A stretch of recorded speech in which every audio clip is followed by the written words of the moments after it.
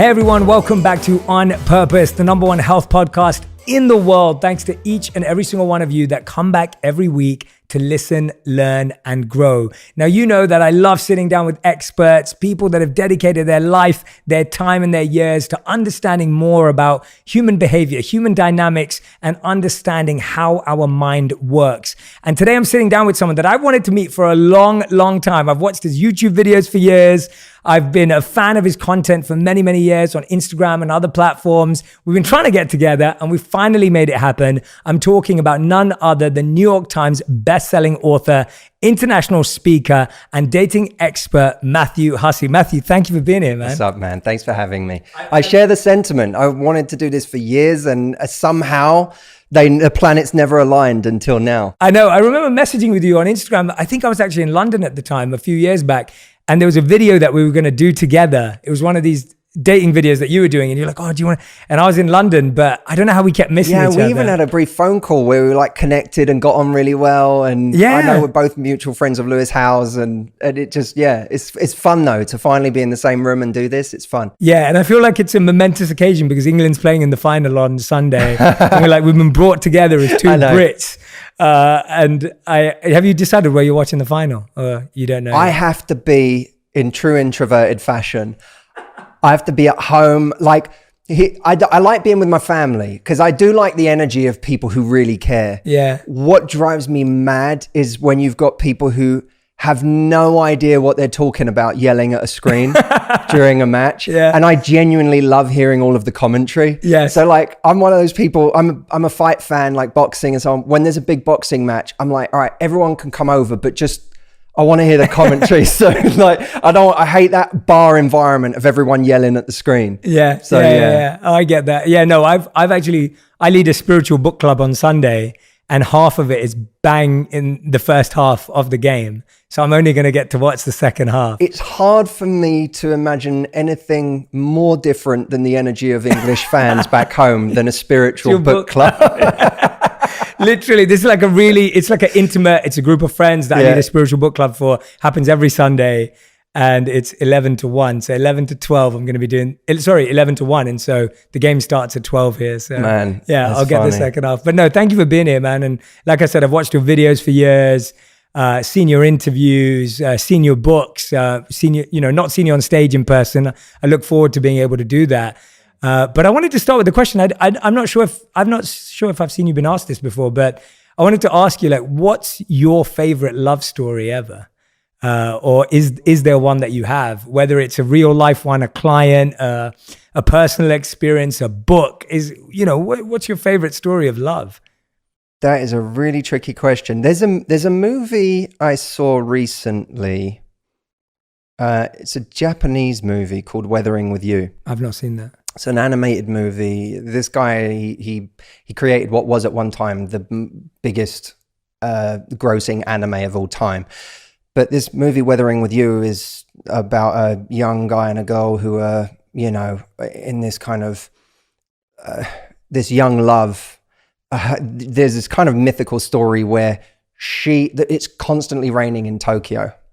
And she has the power to make the rain go away. They call her a sunshine girl. She's so prized because she's the sunshine girl. And so she's constantly called upon by people who are running events or fireworks displays or whatever to come along and make it stop raining. Spoiler alert for anyone who's not seen Weathering with You, by the way, I'll come back in 3 minutes. But there's every time she does it, a piece of herself starts to disappear. And it gets to the point where she completely floats up into the sky and no longer has a presence here on earth because she's given so much as the sunshine girl. Wow. And there's a moment where he goes to save her from up in the clouds because he realizes she can't, even if she comes back down to earth and never does another thing as a sunshine girl and all it does is rain all day, he still chooses her. Wow. And for me at least, I'm not saying the director meant this, but it's so beautiful because it felt to me like a story of a person who is accepting that even if being with you means that it's that it's raining, Yeah. I still choose you. I don't just choose you when the sun is shining. And there's something stunningly beautiful to me about that, because it's a much more grown up kind of love than the one that we tend to look for in our 20s. Yeah. Or as teenagers, and some of us for the rest of our lives, Yeah. where, you know, we love someone as long as the sun is shining. But when the chips are down and when things are tough, they start reassessing everything. That was a beautiful answer. I love that. That was wonderful. I mean, like, I love movies too. So when you said a movie, and I've not seen that movie, so that sounds amazing. I love that. What a great love story. And now I don't know. Should I still watch the movie? I really enjoy it. And there's another movie he did prior to that called Your Name. Okay. And there's something very beautiful about his movies. Yeah, I would check them out. Yeah. Okay. I'll take a look. Yeah, no, I love that. And it's so interesting with what you referred to there, this idea of the view we have of love and relationships in our teens, in our 20s, or like you said, for some people, their whole life. How do you think your view of love has changed while helping people create, find, keep love? I mean, you know, you've been on this amazing journey. You've been doing this for what, a decade now? 15 years. 15 years, right? Okay, Yeah. so you've been doing this for 15 years.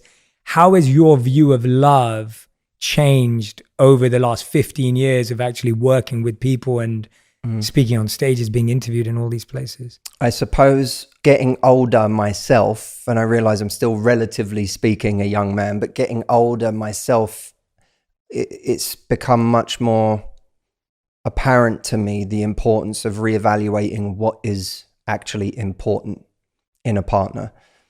And we tend to, our younger selves, we do have this list of things that we think we want that seem important. It might be charisma. It might be the fact that, you know, someone is super sexy because they can speak 3 languages, or that, you know, they've achieved a certain status in their life or an award or whatever.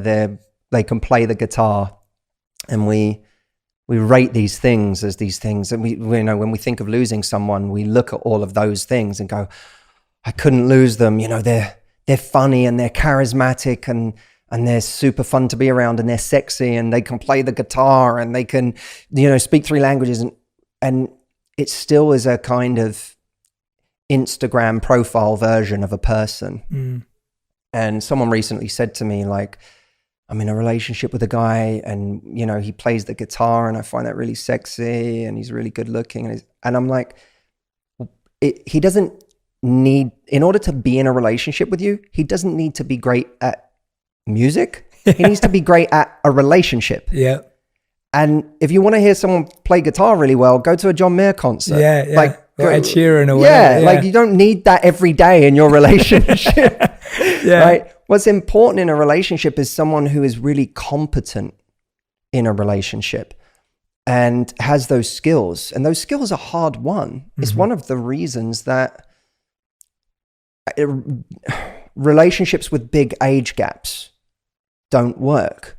It's not because there is necessarily a chasm in the way these two people feel.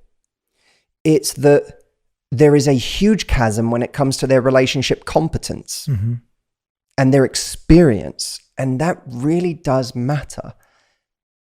And if you're with someone who has a far lower level of relationship experience, then they either have to learn through you, which is going to be a painful process. They're going to make a lot of mistakes. They're going to hurt you a lot in the process. You're going to feel like you're going to have to be careful of avoiding the role of teacher constantly in the relationship and try and be equals in a situation that's inherently kind of unequal. And you're going to have to hope that they do learn those skills. You're making quite a big bet on the idea that one day they will have that skill set. Some people take most of their lives to get it, and some people never learn it because they're not the kind of people that want to grow and be self-aware and do the work. And so I have come to really believe that my view of love has changed to the extent that I think, firstly, the idea of, you know, is it about meeting the right person or is it about being the right time? And I've started to weight my opinion far more towards time. Wow. That when you have decided it's the right time for you to really meet someone, you go into love with a completely different intentionality. Love isn't happening to you. It's not this wave that's washing over you, which is super easy. When a wave's washing over you, you just stand there and just bask in the goodness of how wonderful it feels to feel that sort of drug. But that's not the same thing as intentionally. There's a difference between winning the lottery and starting a business. Mm-hmm. You know, when you start a business, there's a method, there's a pragmatism to it, the things you need to do in order to build this thing.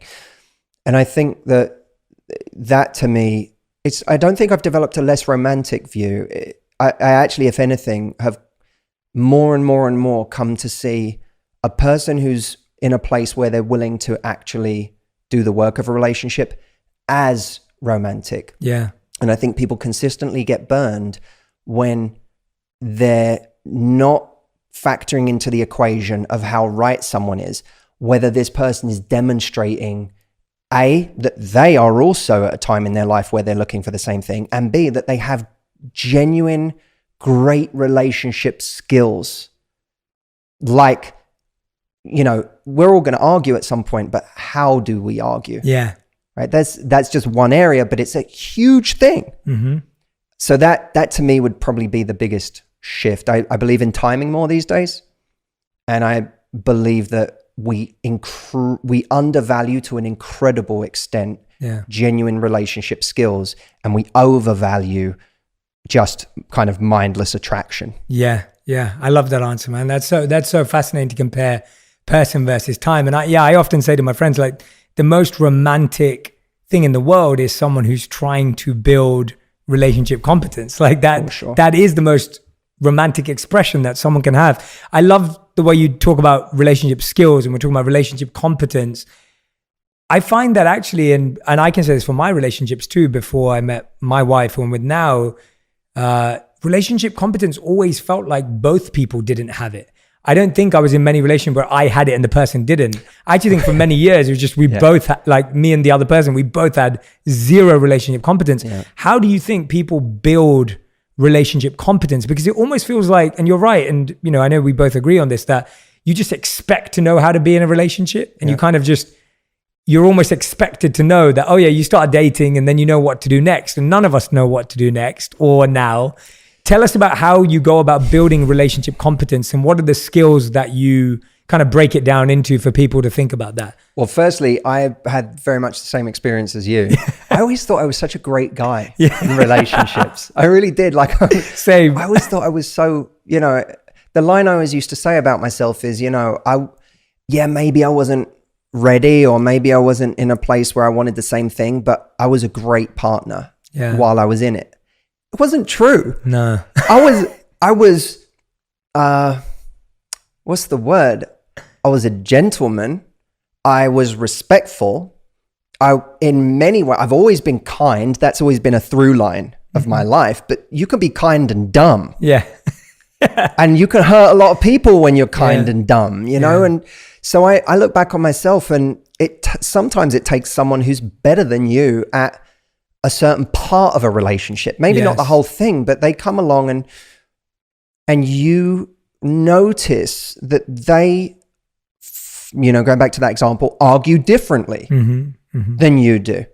You went into fight mode, and they went into compassion mode and said, look, babe, I know you feel like this, but here's like the way you're reacting right now, here's how it's making me feel. And you go, oh, that was different. What was that? It's like you learned a new move. What was that move? I haven't seen that one before. I've been in relationships where I say this and then you give me the silent treatment, and then I feel justified in then being mean because you're going silent, and now we amp it up, and now all of a sudden you come across someone who takes you off road.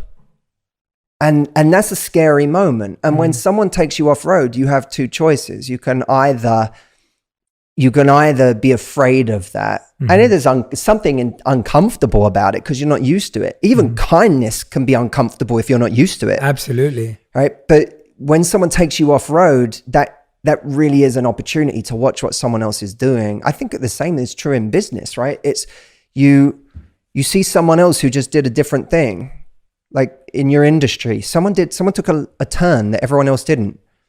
And you can either be the person who says, what's that? Why are they doing that? That's stupid. Or they think that's going to work. Like, or you can go, oh, that's interesting. No one else is doing that. Yeah. Why are they doing that? Let me check that out. Like, you could be curious about it, especially if you think, oh, there's something to that, what they're doing. Yes. So I think that the exploring areas where someone isn't doing the same thing as you, and it takes you into a different experience, that's not bad. It's like, it almost feels like, oh, this is uncomfortable, but maybe it's showing me something I'm not very good at. You know, maybe they went out with their friends and I picked a fight because I'm jealous about something that I think is, I've got this portrayal of what's going on, whatever. I went out with my friends and they said, hey, have the best night, babe. Yeah. And I'm like, oh, that's weird. Everyone I've been with so far is, when I go out with my friends, they get super jealous. Yeah. And that always makes me feel like I've got something to resist. Yes. Yes. But now I just went out and they said, have the best night. By the way, you look gorgeous. And I'm like, okay, what's that? Well, that's a new move. What's that one? You know, and you learn something and that you pay attention because you go, that was really interesting. That made me, my God, that made me when I was out, think about them half the time. You know, and think what a sexy, confident person they are. Yeah. I want to make her feel that when she next goes out. Yeah. Yeah. And that apparently that's how you do that. Oh, that's interesting. And you learn from it. So I think that there's a learning that we get from relationships. But in order to do that, you actually have to be in a space of being willing to put eyes on yourself. Yeah. And in a constant student mindset, which most of us are not. You know, we do go into relationships, a lot of us, thinking we know it all. We learned it all from our last relationship. But it's a cliche, but there's always another level. There are so many levels to life, and it fascinates me because I'm always thinking that. I'm just thinking, my God, there are so many people that are so good at so many different things. Like, I'm not saying everyone's better than us. They might be good at this one piece of the puzzle, but you watch how they do it and you go, that's really interesting. There's something to learn from that.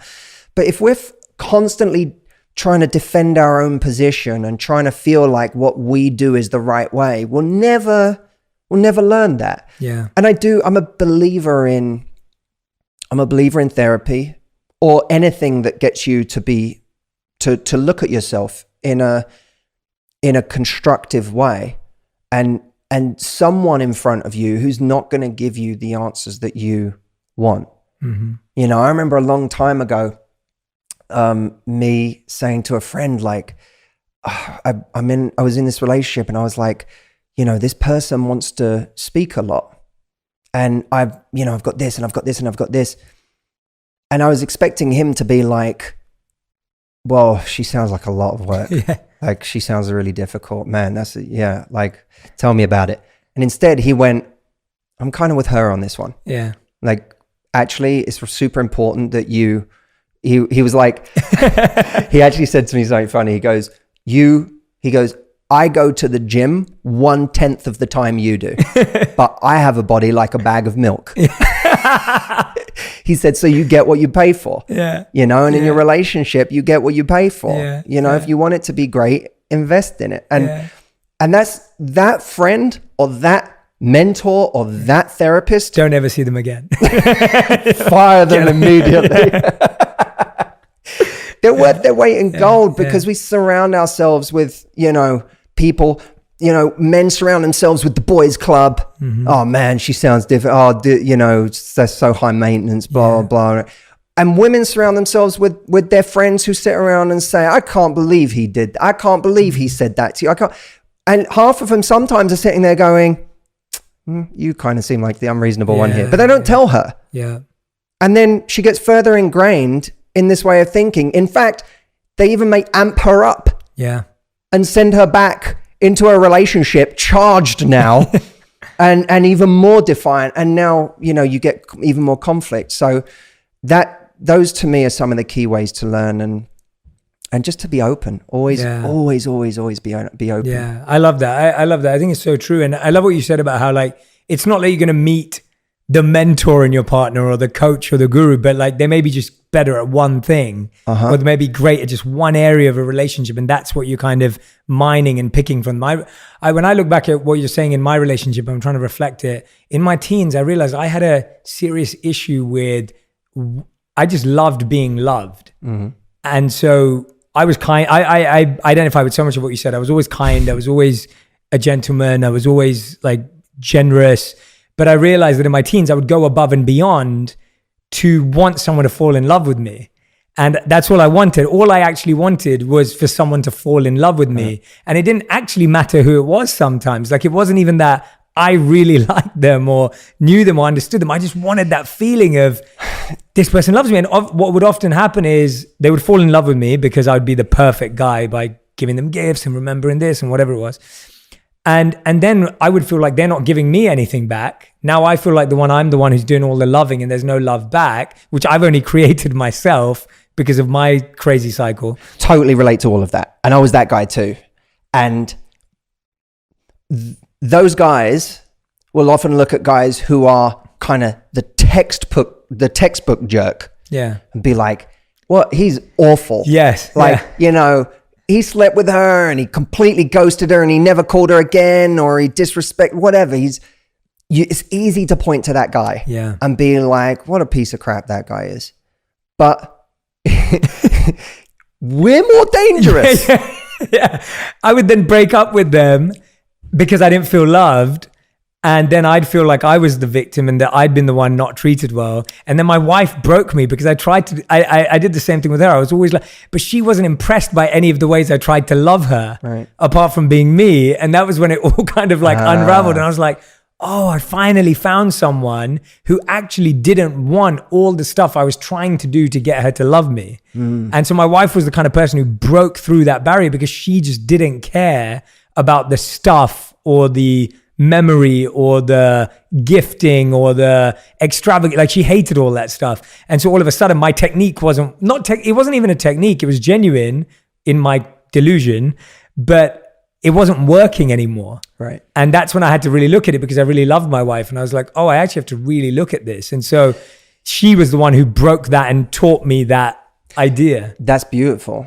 Yeah. So it took someone who valued something completely different than the thing the weapon you were used to using, right? Exactly. The move that I was like took away all of your special moves. Yeah, all the power was gone. You have to fight this fight now with none of these special moves. Yeah. And then you're all of a sudden, like you say, it's like being stripped bare. Yeah. Now I get a chance to truly be loved for who I am. Yeah. Not the performance that I'm doing in the beginning, which, as you say, it's not genuine. It wasn't like I was it wasn't manipulative. But it's genuinely about getting something for ourselves. Completely. As opposed to genuinely about discovering somebody else or building something or whatever. And I did the same thing. And it's one of the great, I deal with, my God, in my company, we're dealing with, millions of women a month worldwide, but tens of thousands in terms of real coaching.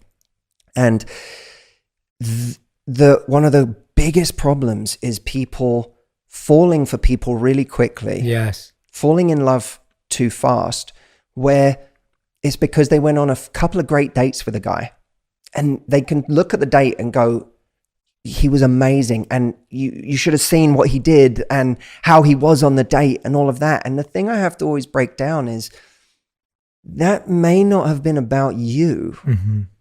It is about something he wanted you to feel by the end of the date. Mm-hmm.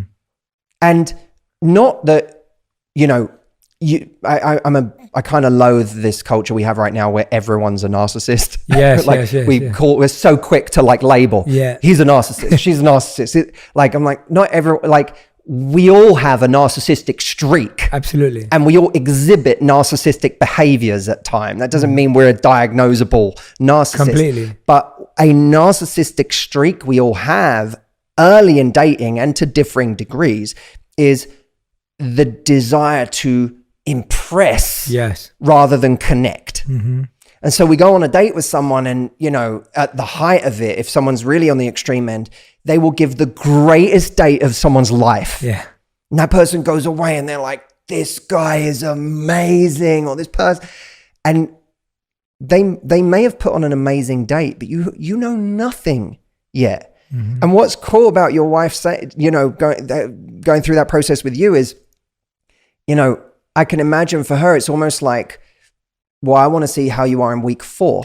Yeah. Or I want to see how you are in month 3. Yeah. And until you've been there, you really don't know how great of a partner somebody is going to be. Yeah. And that's what I mean by, you know, when you ask me about what I've really learned about love and I talked about valuing the wrong things, that's one of the big ways that it shows up. If you are getting crazy nervous on a date, you're already, that's already a reflection of the fact that you've valued the wrong things, because you're valuing this person's looks or their status or what you perceive them to be.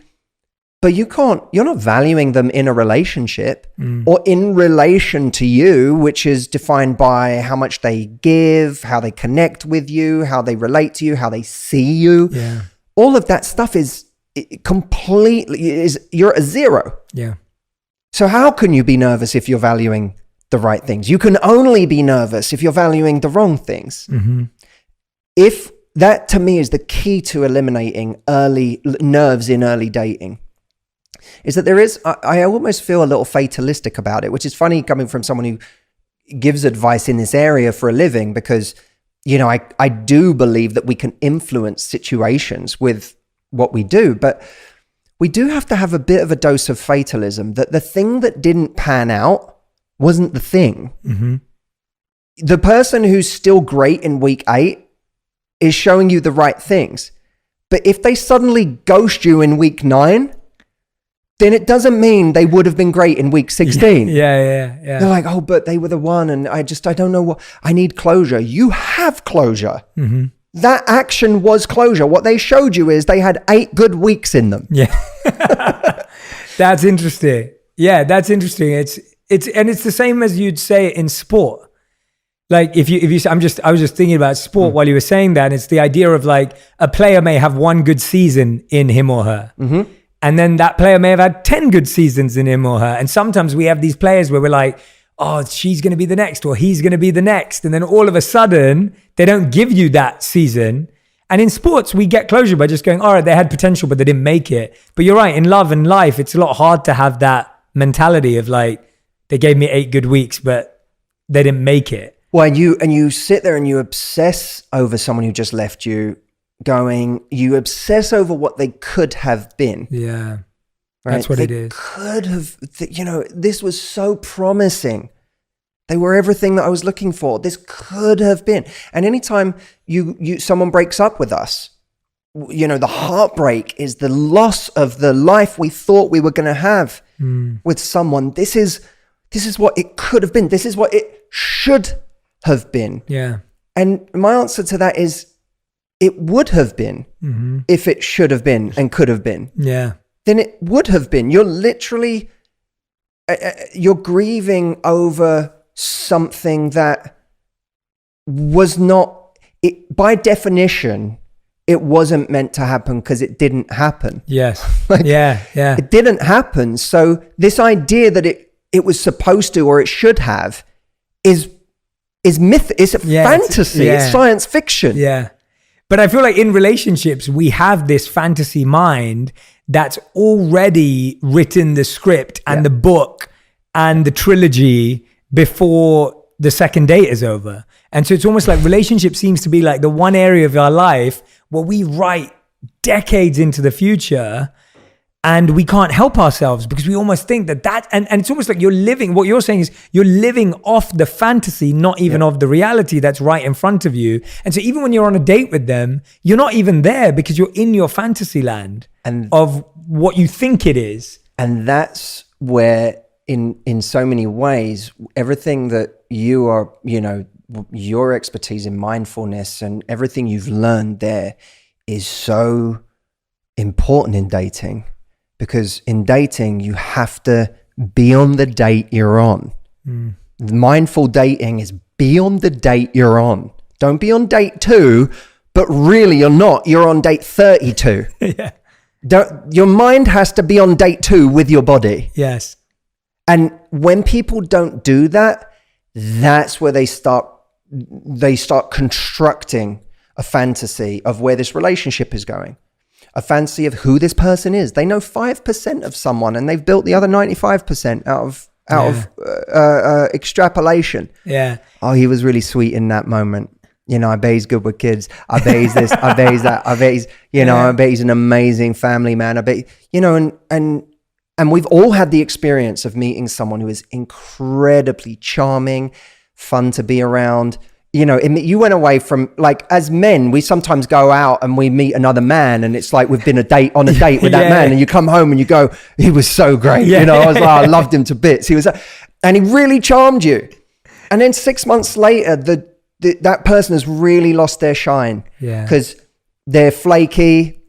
You realize they don't actually show up when you need them to. You realize that they kind of, it's that in the Talented Mr. Ripley, there's that great line. Oh, that's a great movie. Movie. There's a great line where Matt Damon is like, he's become the new chosen best friend of Jude Law's character.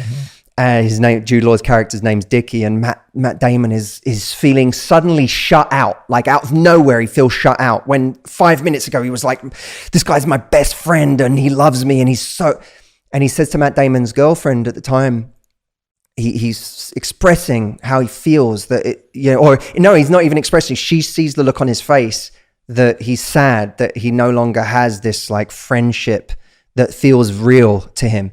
And she says, the thing about Dickie is when he puts his attention on you, it's like the sun is shining on you. Mm. And then the attention moves on and it's very cold. Yeah. And that's the experience of a lot of those people. But when you're taking the 5% of the sun shining on you and you use it to build the 95% that you cannot possibly know, you can't know who this person is when your brother gets sick and you need to travel to the hospital to be with that person and you need support in that moment. You can't know how that person is when you're having an anxious moment and you need someone to show love and compassion towards you, and this anxiety that you can't seem to control, and what you really need is a loving teammate to be there with you and not to judge you. You can't know what this person is like in year 3 of a relationship when you need to make a shift in your sex life because it feels like that part has become staid, but you need to work together to figure out.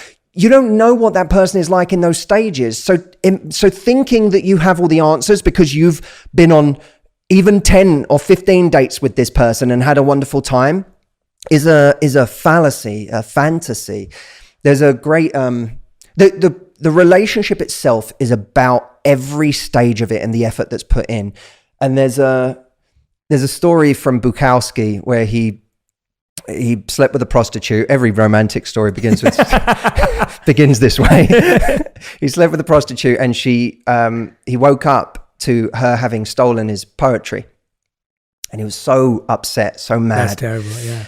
And he wrote about it, and he wrote a piece that was all about how you could take anything, take my money, take the other stuff in the apartment, take it all, but please not anything but my poetry. And the whole piece finishes with the line, and then God said, crossing his legs, I see where I have created a great many poets, but not so very much poetry. Wow. And the idea is that, the person who has potential in a relationship is the poet. Mm. The poet. Everyone's a poet. Mm. Not many people writing poetry. Yeah. Writing is the more difficult part. There are a lot of people who are great on a date, very romantic, very charming. They're a poet on a date. Mm. The poetry is the relationship. Mm. And you shouldn't, Bukowski was upset because his poetry was taken, the thing he'd worked on. And that's how it should be in a relationship, is don't get upset because you lost a poet. Poets are a dime a dozen.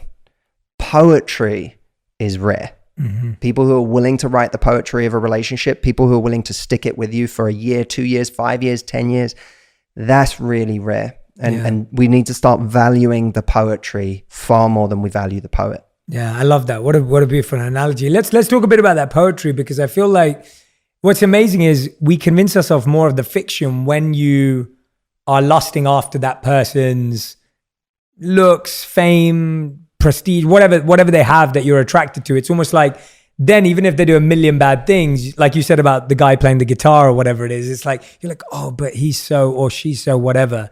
But tell us a bit about what to look out for. So when people are out there, and I know what I love about what you do is that, and I love this conversation, by the way, so far, because it's philosophical and it's real, but you're great at getting practical too. And I see that in all the work you put out. What's some of the practical things that people can look out for? I know so many friends who are in early relationships or just started to date someone or finally met someone. Yeah. What can they look for in those moments? Or is it looking for anything? Maybe that's even the wrong place to start. I think so we have a duty early on to bring our best to the table in as much as we can. We're all going to make mistakes. We're all going to have anxious moments or jealous moments or moments where we let our insecurity get the better of us, moments where we let our anger get the better of us. Everyone's going to have these moments, but we want to try and put our best foot forward. But I always think that we learn a lot in the moments where you have your first fight or you reveal something about yourself and you see how they react to it. You know, do they react with compassion or is there immediate judgment?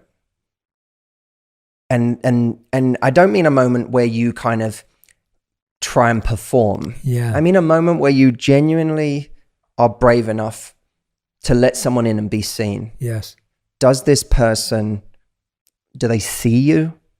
Do they acknowledge you?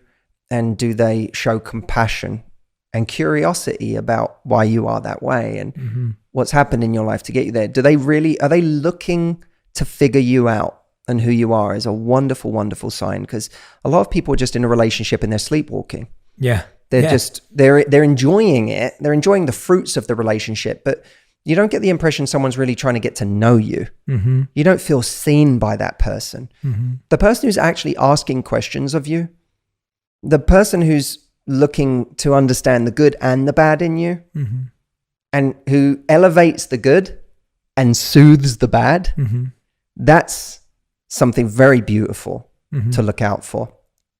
The person who can come back and say sorry, as of course, and I apply the same standard to both sides. Yeah, of course. But the person who can come back and say sorry, you know, again, we all, with one of my staff in my company, when I say, you know, when I give them a difficult piece of feedback, I don't expect them to smile in that moment. Yeah. I don't expect them to like take, you know, I would hope that they don't react in a really negative or toxic way, but I don't expect them to have an easy time with that. But if that person can go away over the next few hours or days and then come back and say, you know, I really thought about what you said and I'm going to work on that. That's something to look for. Because you can really, like that person, if you're both that kind of person, you can work with that person. Yeah. That's someone you can genuinely have a relationship with, because it's not a relationship that's based on perfection or never having an argument, but it is based on two people who are humble enough to genuinely own their mistakes or to own the areas where they want to get better.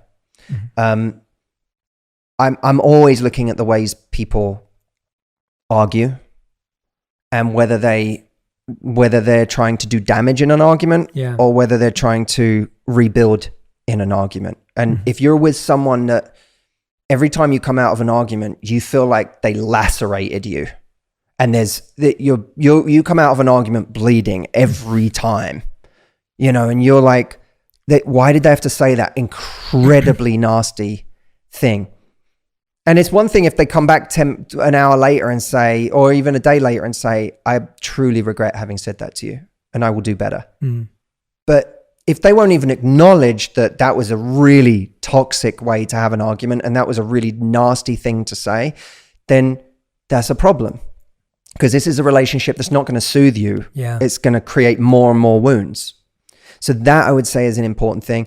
And two people genuinely genuinely at the core of it operating as a team?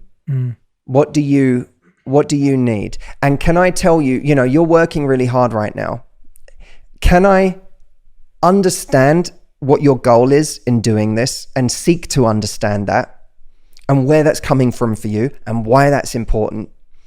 But can I also voice to you that I'm not feeling very loved right now, and that maybe it is just my insecurity, or maybe that, or maybe I don't have many things going on in my life right now as you do in yours, but I know one of the effects is it's creating some anxiety for me, and it's making me feel like you don't love me as much as I love you. You want an environment where you can have that real conversation.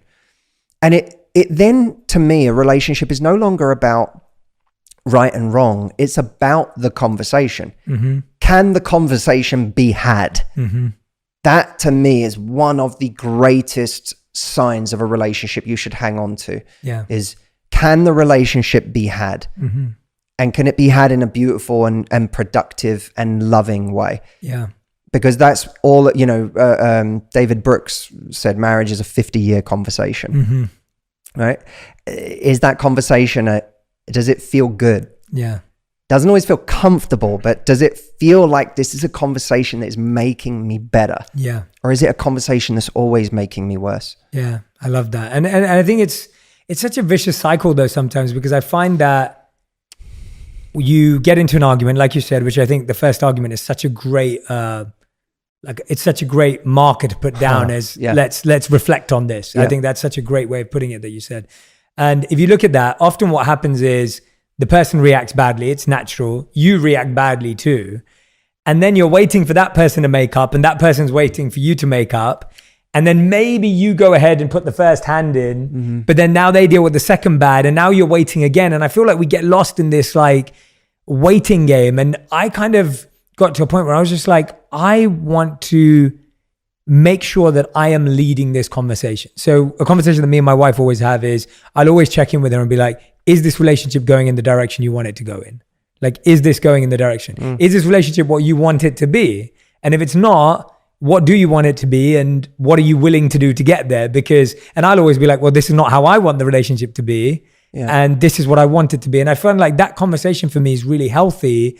And I'm always happy. One thing that I've got to right now, and I think my wife has this in different parts of our relationship, I'm always happy to take the responsibility for the quality of the relationship, because I'm in it. In the same way as I'm with my company, in the same way as I'm for this podcast, in the same way as I'm for anything. It's like, it's easy to sit there and go, well, what are you bringing to the table? And I realized at one point where I was like, if I care about stuff, I've got to be okay with grabbing onto the reins. And the funny thing is, I started to realize that actually there are plenty of times when my wife does that. She just does it in different areas that I don't notice. And so it can feel like I'm carrying the burden, but actually that's not true. I'm taking responsibility where I thrive. And actually she's taking responsibility where she thrives, and I don't even notice that. And that's when I started to feel healthier, rather than like, I was like, well, where you show up? Like, what are you doing?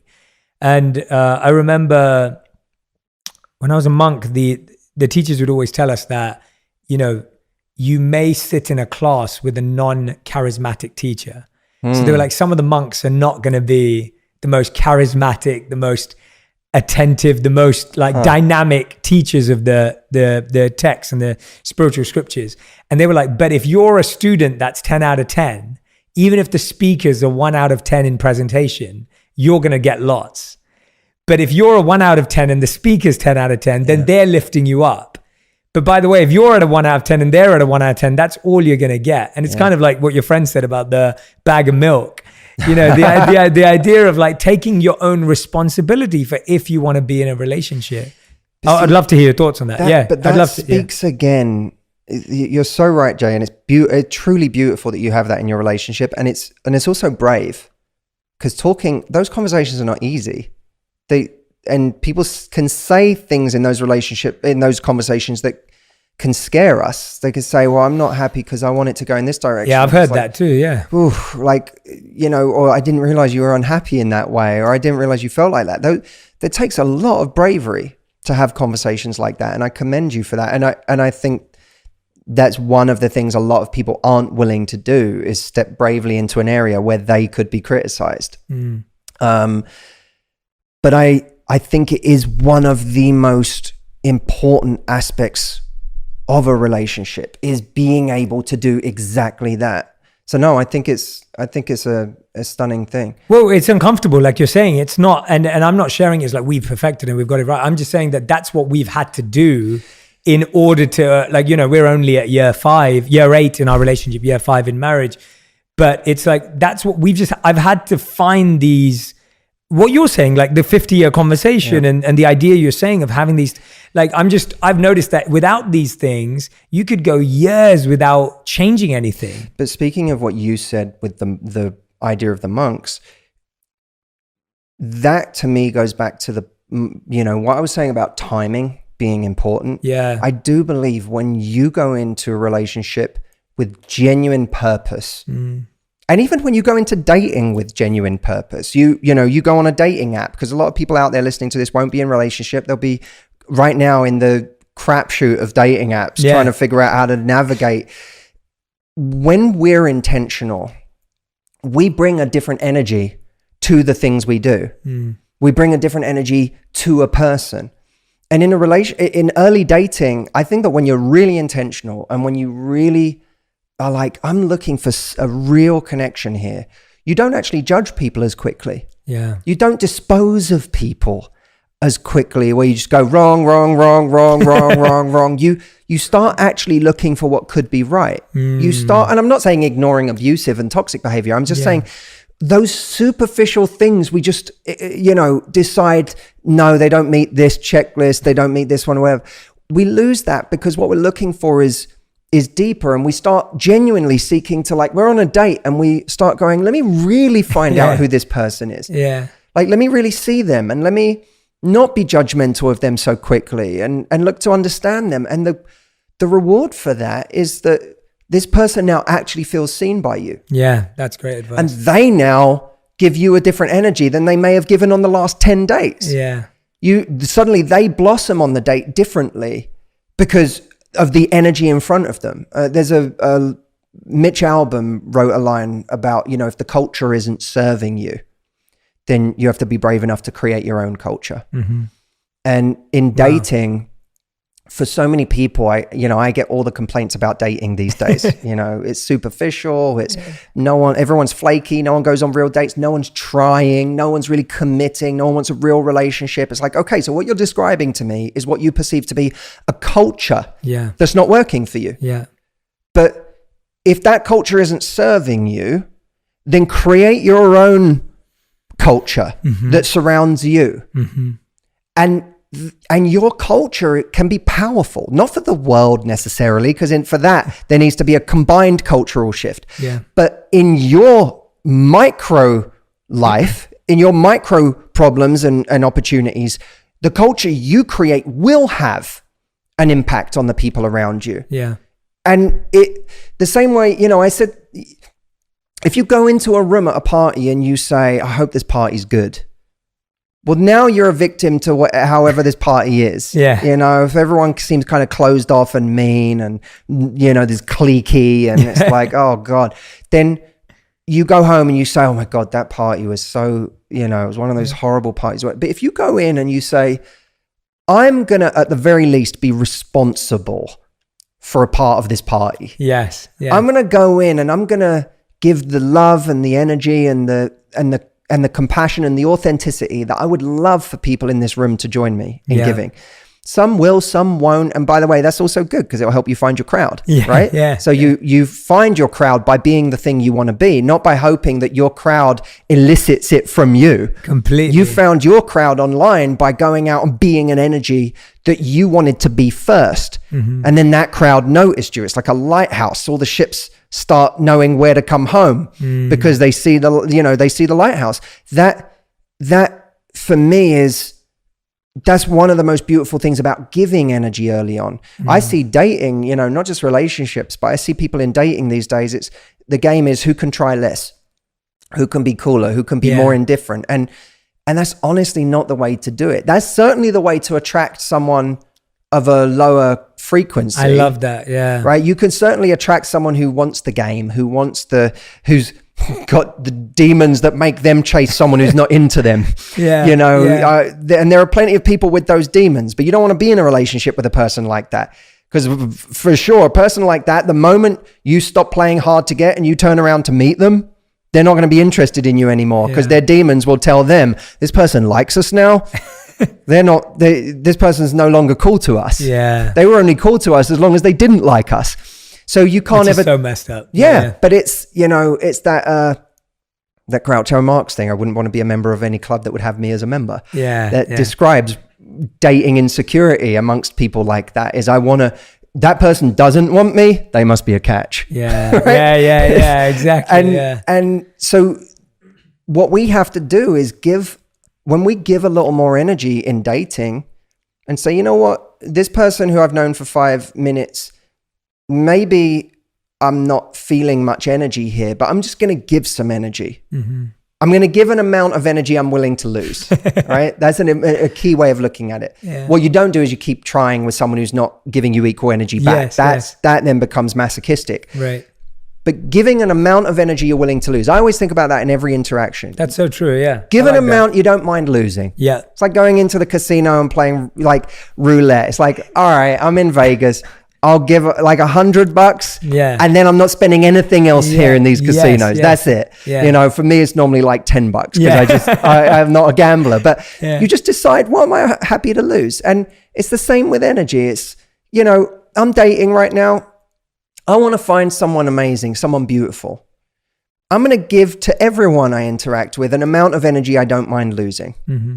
And some people, I'm going to bring out the people who now are willing to give it back, because all of a sudden they might be jolted out of their little coma that they've been in because they're disillusioned with dating and they feel like no one's trying, and so they went into their shell, but now they see you with a different level of warmth and playfulness and just positivity, and they go, who is this? This makes me feel good. And then they come out a little bit, and all of a sudden you see who they are.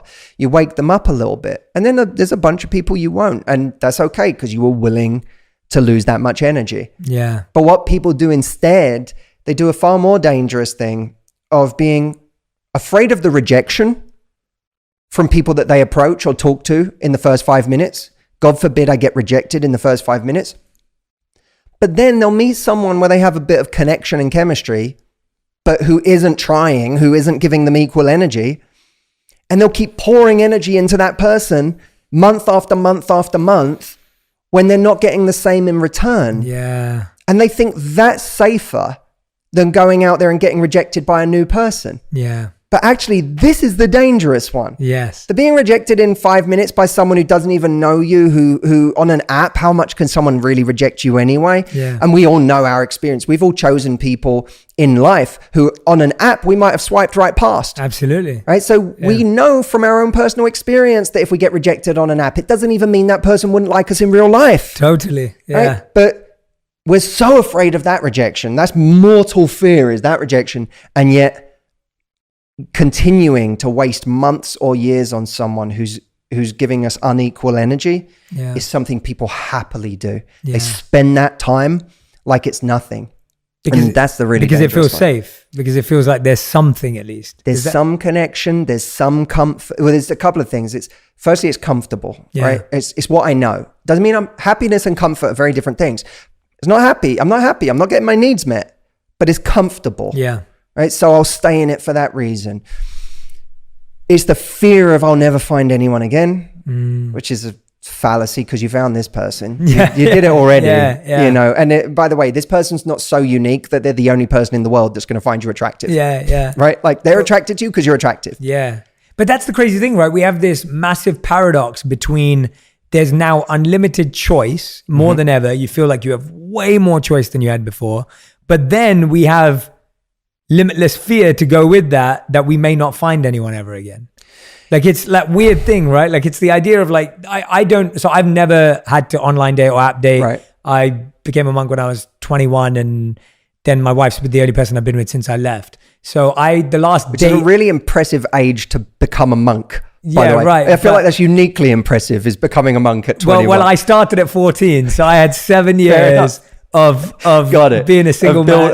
Of runway to get there. I feel like becoming a monk at 80. I'll exactly. take that. Yeah, no, I think I did it because of having to figure out some of this stuff. But the last time I went on a date was, apart from my wife, was about what, like, I don't know, like 12, 13 years ago. So I never had to date from an app. The closest thing we had was High Five. Do you remember High Five? No. High Five was like an early Facebook where it'd show you 200 to 300 friends in your network. Got it. And it was Facebook, but it was most guys in their teens used it for dating. But the idea of you feel there's so much choice now.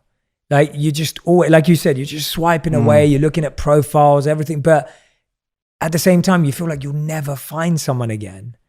What's happening there? What are you seeing there when you're speaking to people? I think it's a combination of things. It's people aren't experiencing, for a lot of people, they're not experiencing what they see as an endless ocean of choice. Yeah. What they're experiencing is an endless ocean of disappointment. Wow. Of constantly talking to people with it not going anywhere. Wow. Being ghosted.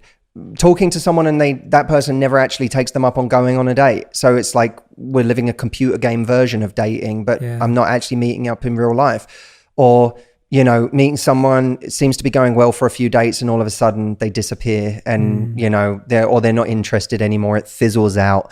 And so it's a lot of disappointment.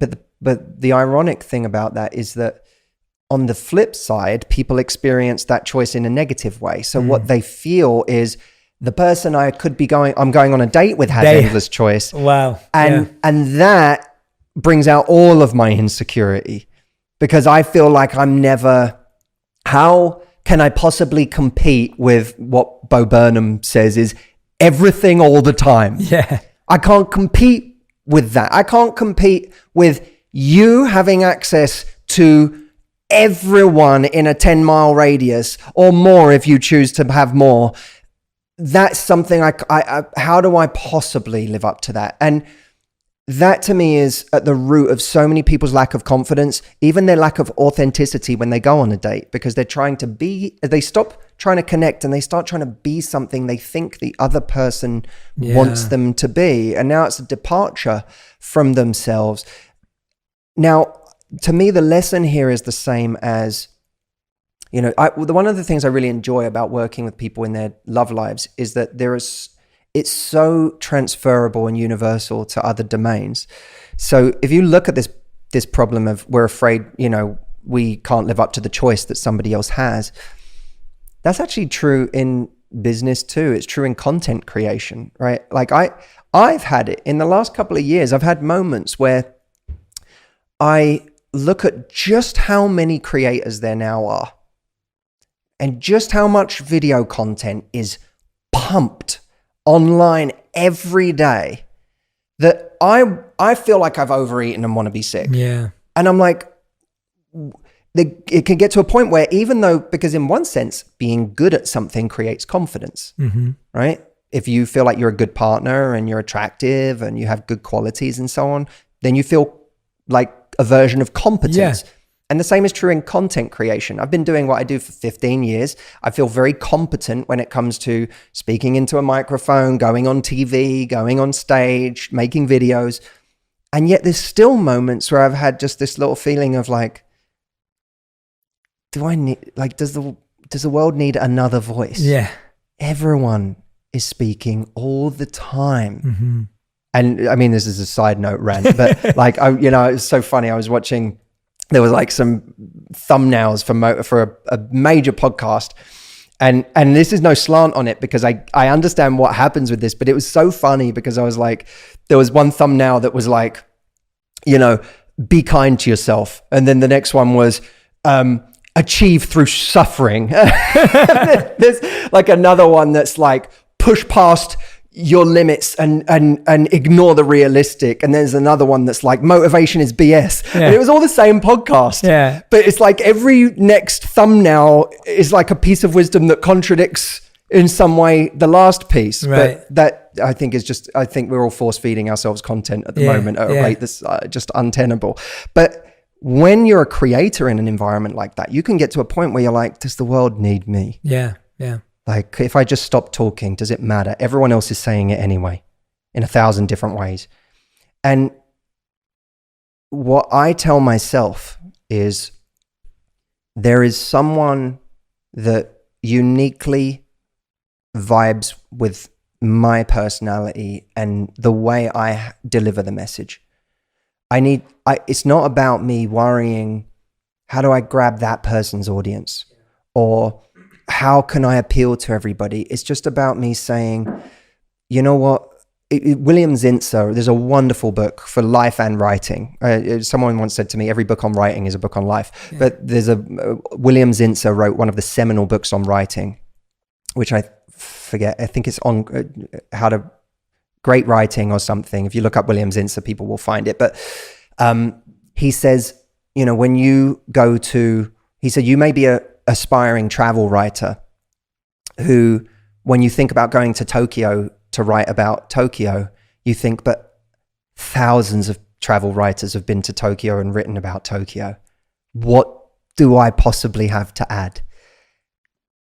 And he says, but the world hasn't heard what your lens on Tokyo is. The world hasn't heard your take on Tokyo.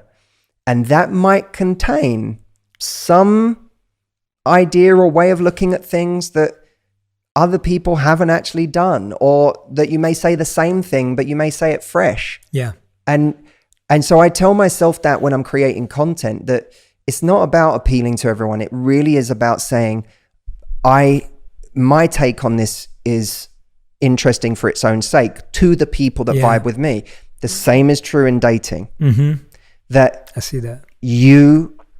There is a specific audience for you, and it doesn't have to be 99.999% of people. Yeah. If you're looking for a serious relationship, it just has to be one. Yeah. Those are amazing odds.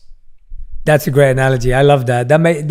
It resonates. You're so right on both levels, and you're spot on. It's weird that in dating too, we want to be attractive to everyone. Yeah. We want everyone to feel, just as a content creator, you want everyone to feel a certain way about you. And so I think that's such a great way of looking at it. And yeah, I love the idea, the writer you mentioned around the voice on Tokyo. Yeah, I always feel that. I'm like, we need more faces and more voices, and because there are just so many people that you can connect to that I can't connect to, and vice versa with everyone else. And I see that all the time, that whatever field you're in too, right? Like I always say, like, there's enough space for the best athletes, the best actors. Like there's so many actors, there's so many actresses, but there's always a new person that kind of makes it in and wins the upcoming actor award. That's really true. Actress award, because you kind of want to discover, and you also want the idea of discovery.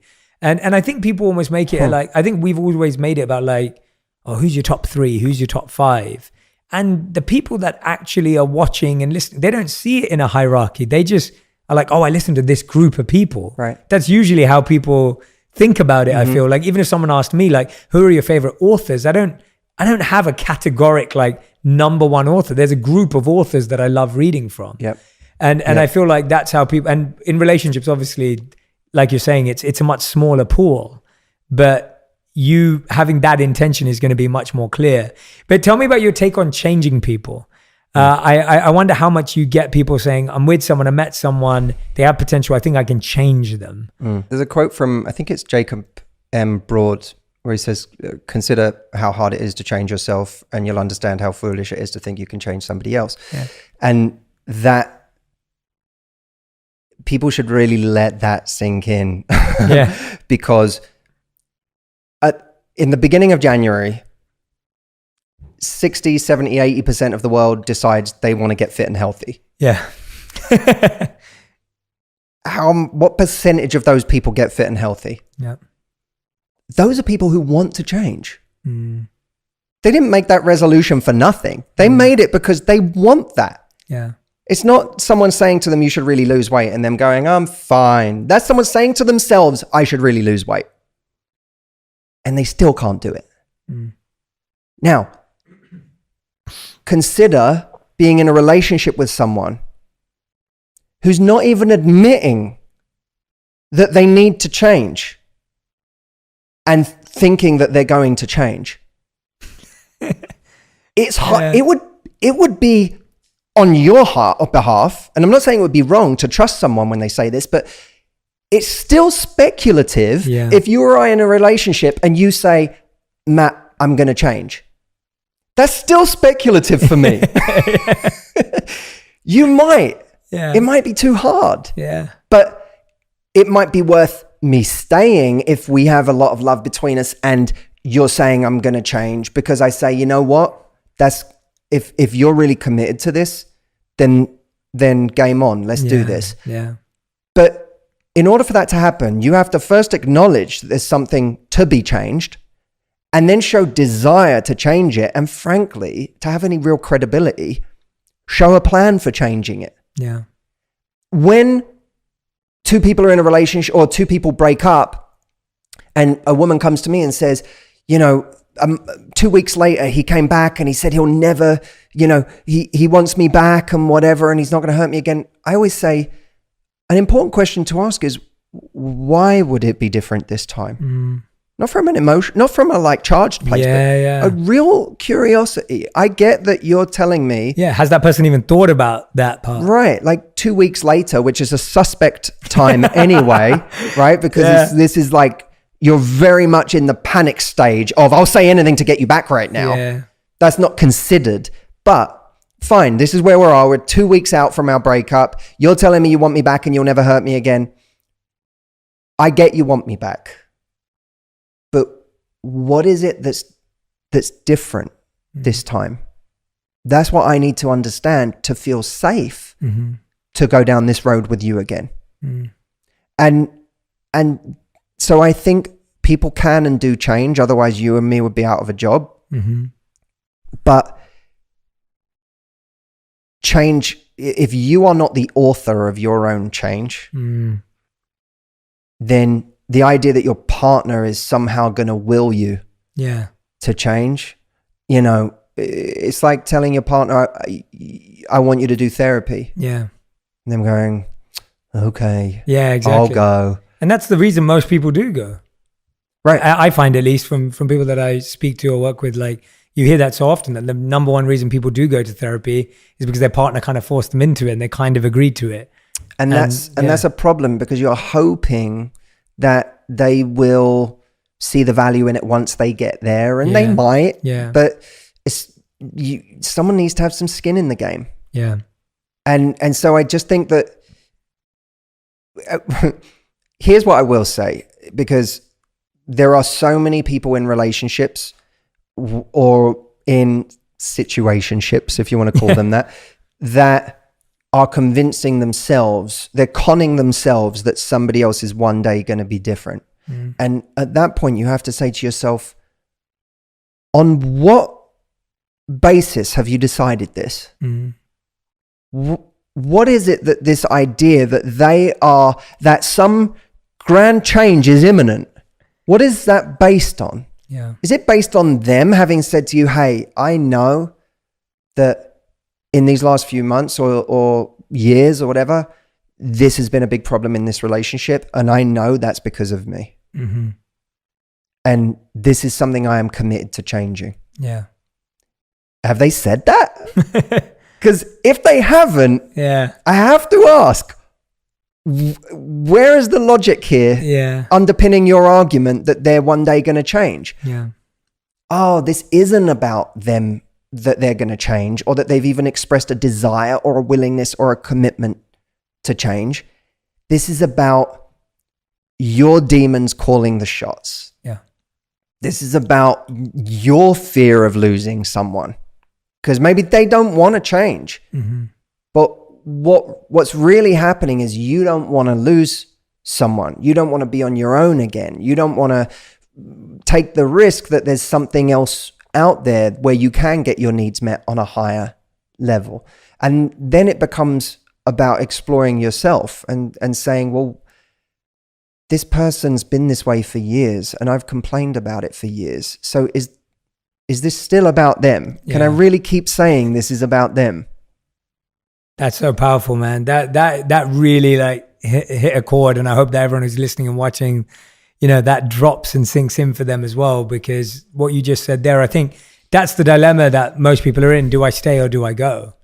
Yeah. And you've just answered that's how like it's clear. I sometimes look at videos of myself from years ago and I cringe because I'm like, it's not, what I'm saying might be factually right. Yeah. But the way I'm saying it, I was once... it's like looking at old hairstyles. It's the same thing. It's like looking at old fashion sense, old hairstyles, old advice. I thought that looked good. Yeah. I thought that, yeah. I was in Beverly Hills when I first got to LA. I was about 25 and I was making a video in front of the Beverly Hills sign. I was like, I'm going to get the Beverly Hills sign in the background. And it was a video about getting over heartbreak. Right. And I think it was like the 3 tips for getting over heartbreak, right? Which, by the way, as soon as you say 3 tips for getting over heartbreak, you already don't understand. Because anyone who's deep in heartbreak is not coming to you going, what are your tips? Yeah. They're going, save me from this existential crisis, doom Yeah. I am in, where life doesn't feel worth living right now. Yeah. And I was making this video, and at the end of the video, a guy came over. It's like a 3-4 minute video, because of course you can sum up how to get over deep loss in 3 minutes. He came over and he said to me, "You've never been heartbroken, have you?" Someone who's just watching, just a He'd listened to the whole, I didn't know he was listening, but he was like in earshot the whole time. And he was like, "You've never been heartbroken, have you?" Now, 25-year-old know-it-all me, I was like, in my head, because out loud, I went, "No, I have." And I have. And I like sort of shuffled on. In my head, I went, "Who do you think you are?" Of course, I've like, what does this guy know? Like, oh, you know so much more than me or whatever. He was right. I had never been truly, I'd had things that like hurt me. Yeah, sure. I'd never been like crushed. Yeah. And having had that experience in my life now, the video I make is very different. How I talk about that is extremely different. Yeah.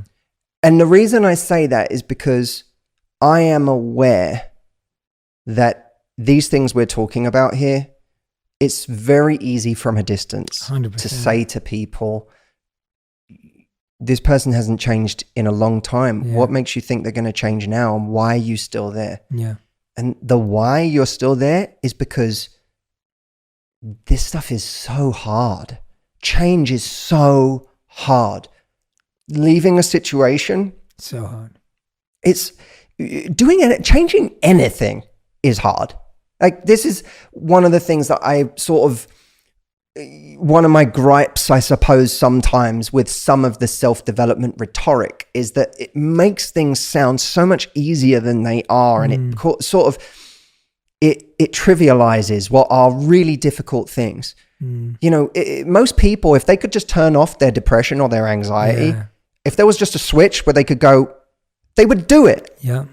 And it's a terrible thing to feel. So the fact that they are feeling it must mean it's very difficult for them to not feel that. Yeah.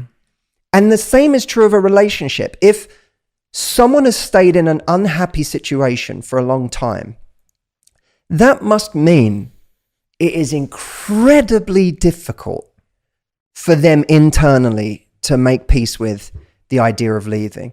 And what's happening, of course, is in this moment where it's evident to all of their friends and family that they should leave and that they should never look back, their abandonment issue that's been around their whole life is screaming at them. Yeah. Screaming, using any tactic it can to get them to stay. And when they were in the relationship, the tactic it used maybe was to go into people pleaser mode. And even though this person's not treating me right, I'm going to do anything I can to make them happy, make every compromise, make every sacrifice, bend over backwards, subjugate my own needs to try and serve you, all in order so that I can keep you. Yeah.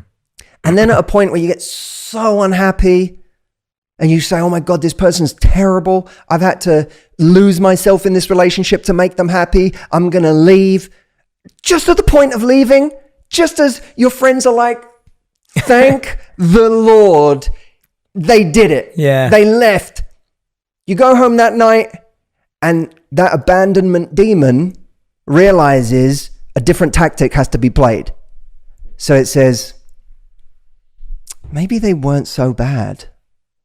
Maybe like we're asking for too much. Maybe like, you know, they did have really great qualities, didn't they? I mean, they were loyal and they're a lovely person a lot of the time, and they're this and they're that, and that voice starts using a different tactic with you because the only thing that voice wants is don't be abandoned. Yeah. And it'll do anything in its power to reach that goal. It will ruin your life to achieve that goal because it only has one goal. And the goal is not make you happy. The goal is make sure you're not abandoned. Yeah. And so this stuff is so difficult, and it's why people in those moments, if anyone is listening to this, and if you're listening to this and you're in an unhappy situation, I get it. I get how hard it is. And taking the time to really say, one of the things that can help is to say, this demon would come out with another person too. So it's not really about this person. To that extent, at least, I can depersonalize this and go, it's not really about losing this person. It's just about losing a person. Yeah. And I can carry this demon with me to the next one and the next one and the next one. So, but I think people should be compassionate to themselves, but if they're struggling to end something difficult, but extend that compassion to your future self. Yeah. Because truly extending your compassion to your future self is doing something that gives him or her a shot at a happy and a peaceful life. And if you know that all the evidence has told you it does not reside here, then compassion towards your future self is leaving, even if for your present self it's deeply painful. That's so powerful, man. That's amazing. I'm so glad that you brought it to that, and your reference to just how people could switch it off. That I remember when I read that statistic the first time, that we have 60 to 80,000 thoughts per day, but 80% of them are repeated. And that was the one that really hit me. And I was like, yeah, that's what's happening. Like if someone's saying that to themselves, what you just said about abandonment, the idea of if someone keeps repeating to themselves without even knowing subconsciously, don't be abandoned, don't be abandoned, don't be abandoned, don't be abandoned. And that's just repeating over and over again. When you hear the advice of like, oh yeah, you should be able to leave or walk away. Of course it's hard because that's one thought amongst 60,000 thoughts or whatever it is. Yeah. And so it's a complete rewiring that needs to take place. And it's not just about cutting the wire, right? Like we're just like, oh yeah, I'm just going to cut that thought out. And it doesn't work like that. It's completely shifting it around. And so I love what you just said, that, you know, I'm so glad that you took this conversation there, because without that, actually, it's not even possible to rewire, because you're just trying to cut a wire that can't be cut. It's not possible to cut it. And even if you cut it in the form of ending this relationship, the issue's still there, and you'll latch on to the first person you find on the way out. Exactly. Matthew, we've talked about so many things today. I want to ask you, is there anything that I haven't asked you to share before we dive into the final five? Is there something that's in your heart, in your mind, that's intuitively there for you that you feel like you need to share with everyone today before we dive into the final five? I suppose, if I may, I'd love for you to. I've been working on something recently that I know these subjects can, as you said, seem very abstract.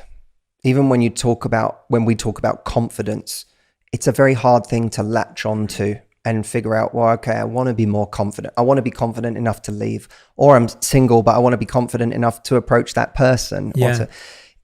It's a very hard thing to grab onto. What does it mean to be more confident? How do I actually do it? I put together something that I said, if in 30 days if I had a gun to my head and it was, you have to improve someone's confidence in 30 days, what would you do? I said, well, maybe I'd create 5 challenges that were specifically engineered around the psychology of confidence. And my theory with this is, if you can give yourself a genuine, not like completely transform everything about your confidence in 30 days. Because we all know that's just BS. The world is full of these kind of hyperbolic promises.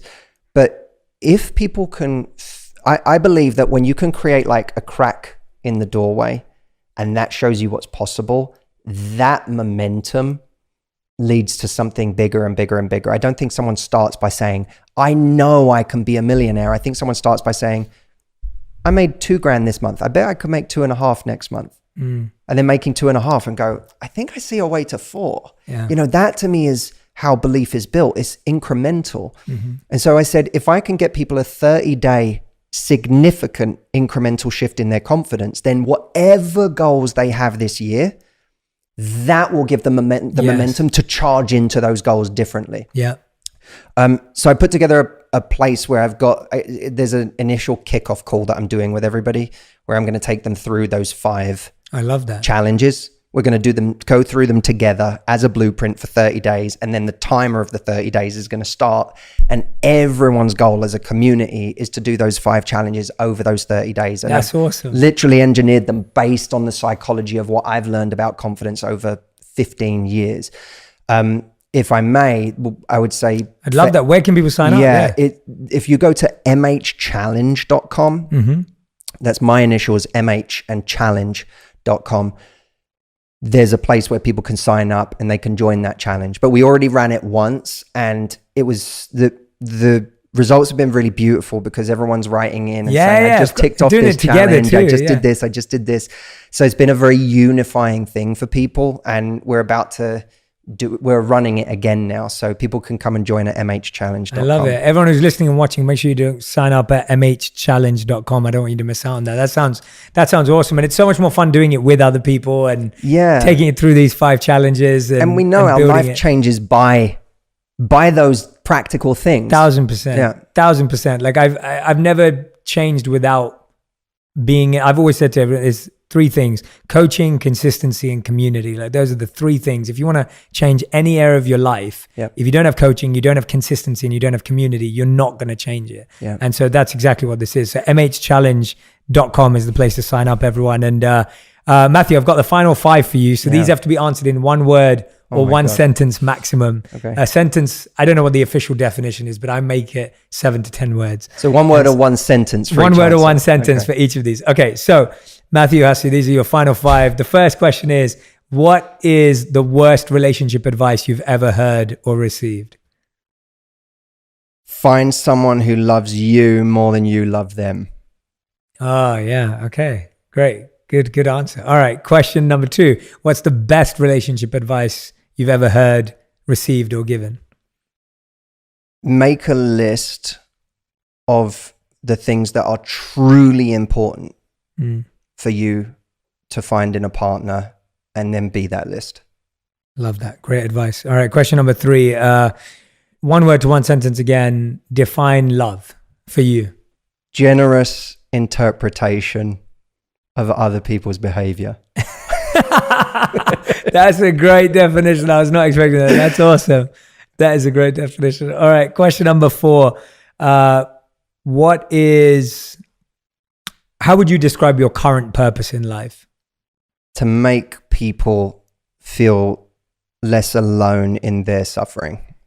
That's beautiful. I love that, man. That's really special. All right, question number 5. If you could create 1 law in the world that everyone had to follow, what would it be? I don't think I can beat the golden rule. The Confucian,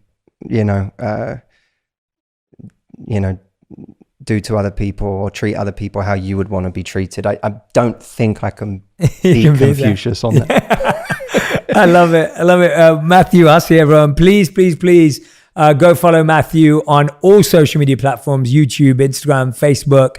Go and check out the mhchallenge.com. Don't forget that you're getting 5 challenges in confidence with Matthew for that as well. So make sure you go and check out mhchallenge.com. And please tag me and Matthew on Instagram, on Twitter, on any platform that you use with your biggest takeaways from this episode. We want to see them. You know that I love sharing those insights, and leave a review as well with your big takeaway from Matthew's episode. Matthew, thank you so much for doing this. I hope this is the first of many that we get to do this for. I do too. And can I say it's been an unbelievable pleasure to do this, and you're incredible at what you do, and the way you bring yourself even to an interview like this is, people don't realize the level of pro in the way you interview, the way you listen, the way you, like, I sat here learning about listening from watching you listen, and that's exactly what we talked about in a relationship, right? You see something in somebody else that they're doing really well, and you go, wow, I want to be as good a listener as Jay is right now. And to watch you, we have mutual friends, but to watch what you have done over the last few years is a truly extraordinary thing to behold. I know what kind of resourcefulness and initiative and proactiveness it must have taken for you to build this thing that you've built, which is just extraordinary. And I'm sure you hear it many, many times a day, but it is, from one creator to another, I look at it and it's something very special what you've done.